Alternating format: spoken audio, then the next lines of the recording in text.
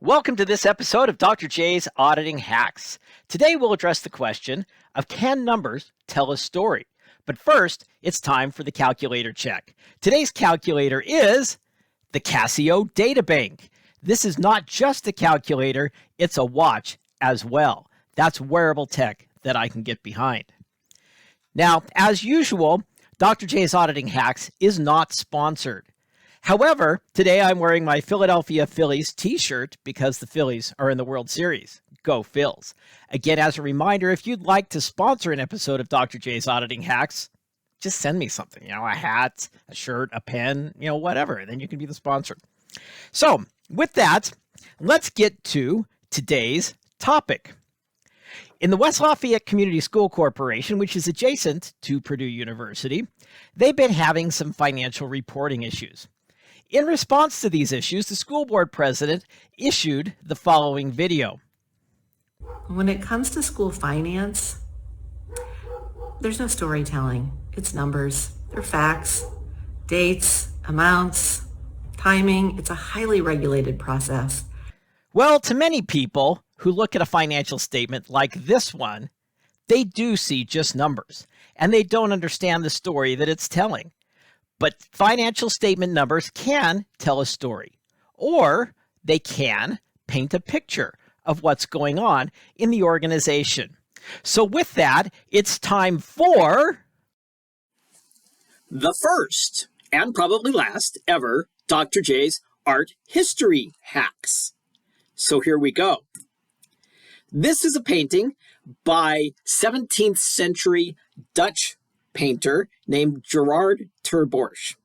This is a painting of a woman reading a book. You can see very great detail in this painting. The lines in her face, the words on the book.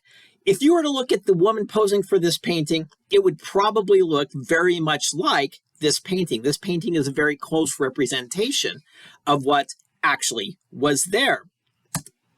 Here's another painting by 19th century French Impressionist, although she was born in Pittsburgh, so I can't quite figure this out, but French Impressionist Mary Cassatt.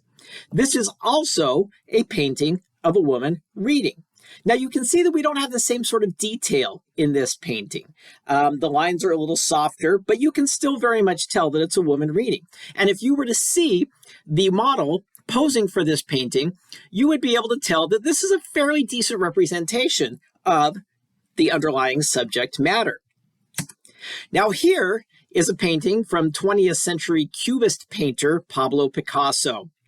Now in this painting, you can tell that it's a woman reading a book, but unless this woman is a character from Guardians of the Galaxy, she probably didn't really have green skin.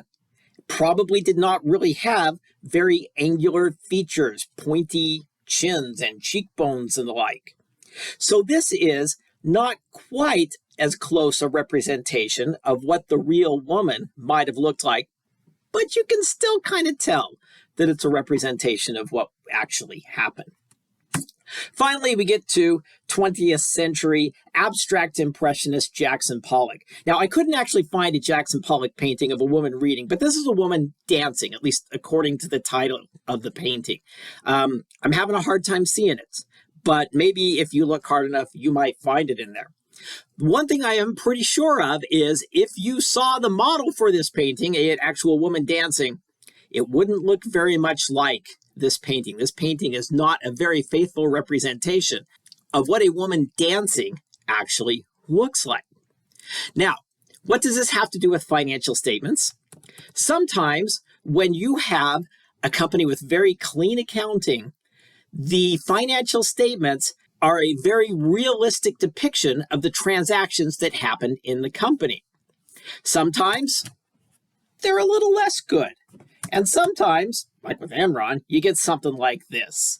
Something where the financial statements are not a very good representation of what happened in the company. So, what about the financial statements of the West Lafayette Community School Corporation? Well, let's turn to their audit report.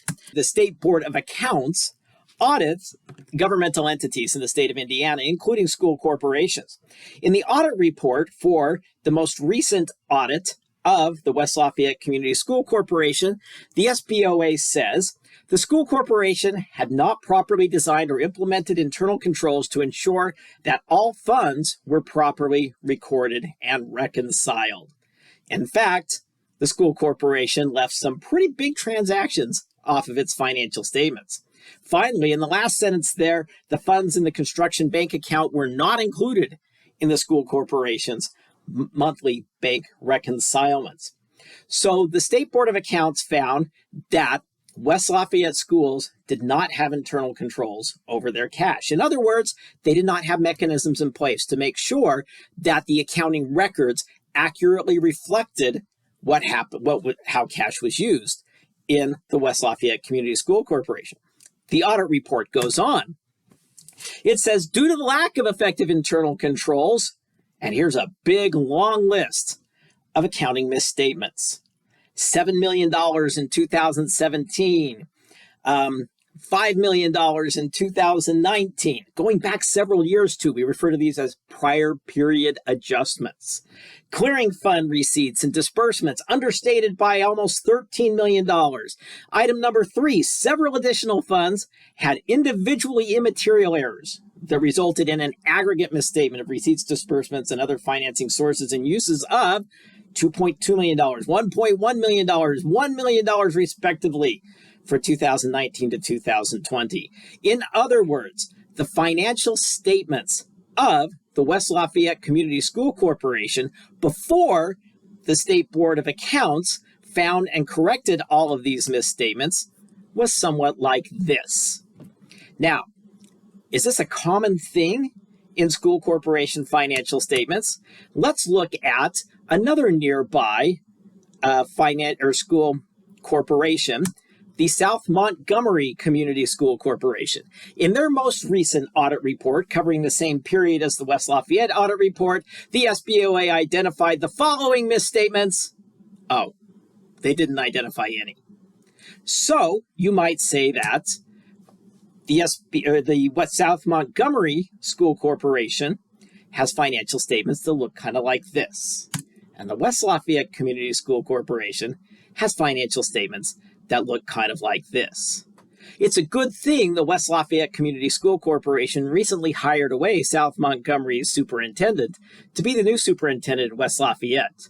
Hopefully, he'll have some good influences in making West Lafayette's financial statements look a little more like this. Well, that's all the time we have for Dr. J's Auditing Hacks this week. Come back next week and we'll talk about internal controls. Have a great day, and don't forget to subscribe. Bye.